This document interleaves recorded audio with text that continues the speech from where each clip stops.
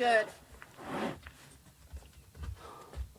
Well, so Columbia, as far as climbing is concerned, isn't like a means to an end necessarily. I mean, there's some cool stuff here, but typically the Columbia climbers climbing here is sort of as training for climbing someplace more enjoyable.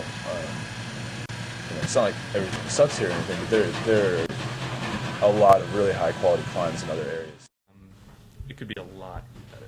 I don't think our community is big enough here. We don't have serious enough climbers. It's what I see, and some of that's just because I work here, is just a lot of beginners, and everybody gets started and then goes everywhere but the Midwest, or at least everywhere but Missouri. Capen's not kept up that well, plus the rock itself is a little sketchy at times. So. We have like a wide range. There are a lot of people that are just getting started, a lot of people that just come in once or twice and then never come in again, but then we have people that have been coming in for years too, so it's very varied. I think it's a great climbing community, and it could be excellent.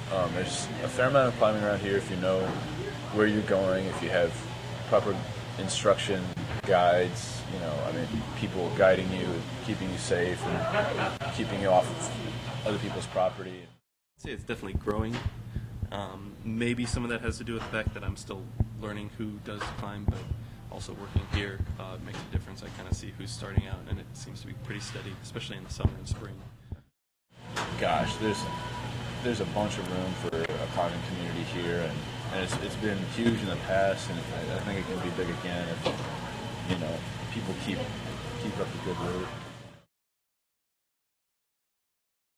Columbia access is okay right now as far as I'm concerned. Access just means, is it okay to climb in a given area?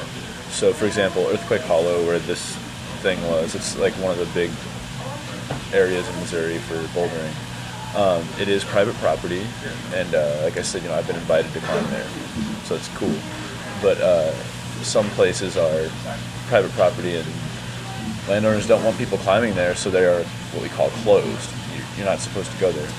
Some climbers feel like they're above the law, and they go there anyway, and I think that just makes it worse for the rest of us. The joy of climbing something, to me, is probably not going to outweigh the stress that I feel that I'm, acting against someone else's wishes and violating their rights.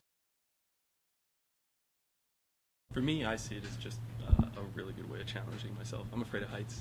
So it's a good way to test you mentally, and I've always done that with sports, and now that I'm not an athlete anymore, I gotta make myself one, not just by joining a team, so it's a different way of testing yourself, which is nice.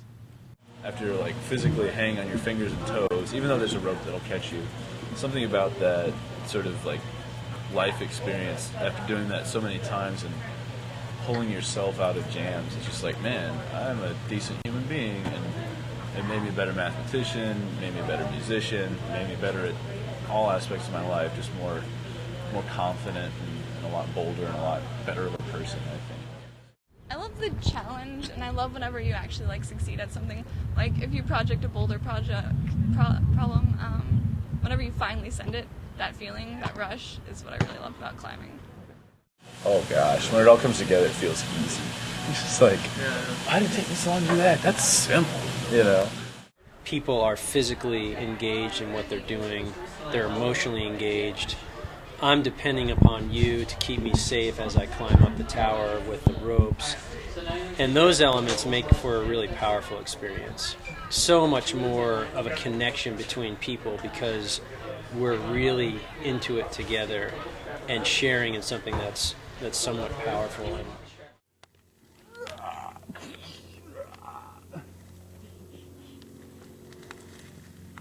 then when you top it out, you have to say, awesome. Here's another